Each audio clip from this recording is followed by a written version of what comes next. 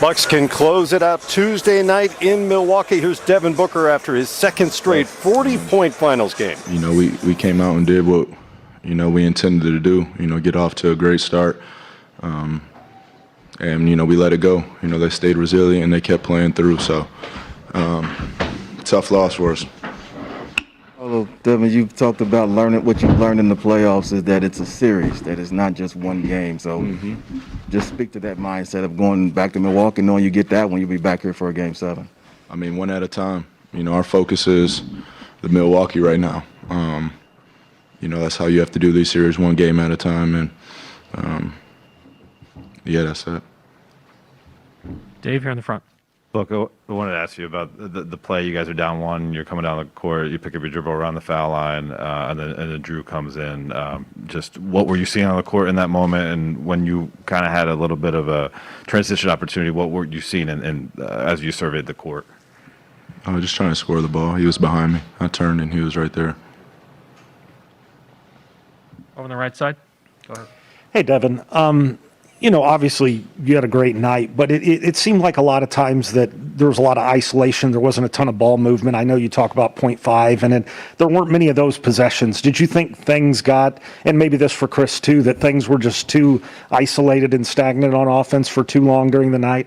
Yeah, the whole third quarter, was pretty much that. We were trading basket for, I think, 5 minutes straight. But, we're at our best when we get stops and get out in transition. So, I always say we hang our hat on the defense end, and that's where we have to be better. And Chris, what did you think about just kind of the ball movement? And did you feel it got a little stagnant at times? Yeah, it definitely did, especially in that second quarter when I was out there. And we talk about it all season long. We've been a ball movement team, and sometimes the switching can cause you to do that. We exploit it at times, but sometimes we don't. We'll go back and look at the film and see what we could have did better. Gina? For both you guys, you haven't lost 3 games in a row in 6 months since January and haven't really faced a must-win as far as an elimination game situation all playoffs. So I know how much you guys pride yourself on resilience and fighting back. So just what do you hope to see from you guys and your teammates the next 2 days to get ready for Game 6? Just embrace it. Yeah. We knew this wasn't going to be easy.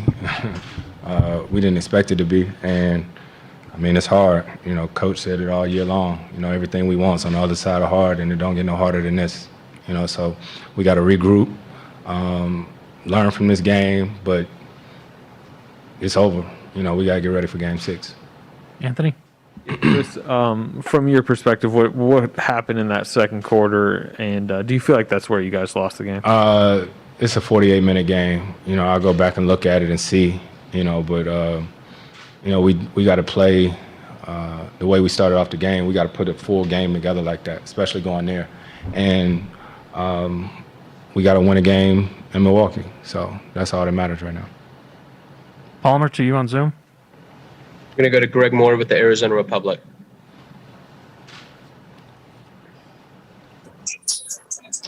Thanks, fellas.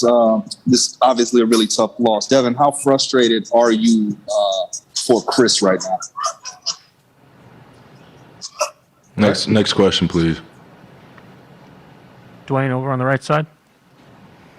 They obviously shot the ball from 3 well. Was that just a matter of them making shots, or would you feel like the defense, was it more of them, or was it more of how you guys were defending the 3 tonight? I think we got to, impose our will. I think in that third quarter, I remember it was a timeout, and the guys said they had missed a shot that whole quarter, and like I said, we come straight here from the game. We ain't looked at nothing yet, So I think we'll go home, look at it, watch it tomorrow, and we'll see what we need to do better for Game 6. Chris in the back. Guys, there were a couple miscues on when Giannis is at the free throw line. They got the offense rebound a couple times. Is that a matter of just the ball bouncing a certain way, or you think you guys could do something differently on those situations? I'd have to go relook at it, but he is he's a freak of nature. He's a different size dude. So even if he's boxing out, getting a hand on it, it's tough. So, you just have to put a body on him. Everybody's out there anticipating to miss. Hell, even he is. You know what I mean? So, you know, we got to keep trying to box out. And then if his length, you know, he tipped the ball up in the air, ain't too much you can do. All right, thanks, guys. Sure. Well, it's true. Grit and skill by the Bucks, who were down early, fought their way back, changed up their offense a little bit tonight, and showed off some incredible shot making by Holiday and Middleton in particular. Devin Booker did his share as well for the Suns, but the Bucks get the win tonight, and that leads us to our post-game coverage here on NBA TV. Game Time live at the finals, presented by YouTube TV. Great to have you with us. That's Isaiah Thomas. That's Steve Smith. I'm Matt Weiner. You got Suns fans. They're not sure what to do with themselves right now, to be honest. Yes. Their team lost. They're on TV. They want to celebrate, but they know they lost, and so how do they handle that? This was just a great game, by the way. It is. At both teams, Isaiah, Matt, it was fantastic to watch. This was unbelievable to get a chance to see how these teams competed. We call Gary Payton the glove. I call Kyle Korver the mitten. Drew Holiday is claws. Claws when got it. Yeah. He was amazing on both ends of the floor. You know, we said before the game how we thought that he would be better offensively tonight. And not only was he better offensively, you know, he was a juggernaut. And here was the defensive player of the game. You know, him stripping the basketball and then having the presence of mind to make the lob to Giannis to really seal the victory. I mean, you do it on the defensive side, and then you come up on the offensive side, you make the play. You know, Drew Holiday, 27 points, 13 assists, and, you know, 3 steals. I mean, just a overall great basketball game that he played tonight. Coming off a 4 for 20 game, remember, in Game 4. At one point tonight, he'd hit 10 of his first 13 shots. He hit his first shot of the game. You could sort of see it building as the confidence grew for Drew Holiday and the shots started falling. And I think reason why, Matt, is we all know they got a chance, Chris Middleton and Drew Holiday, to be able to handle the basketball and not Giannis bringing it up. Yep. Giannis still had 32 points, but he doesn't have to be the initiator. Drew Holiday, Chris Middleton getting a chance to run pick and roll. They are the guards. Yes. And I think it puts them back in their natural position. Also, we know Giannis is one of those freak of nature players. He can handle and make plays, but it helps those guys out, Isaiah, in my opinion.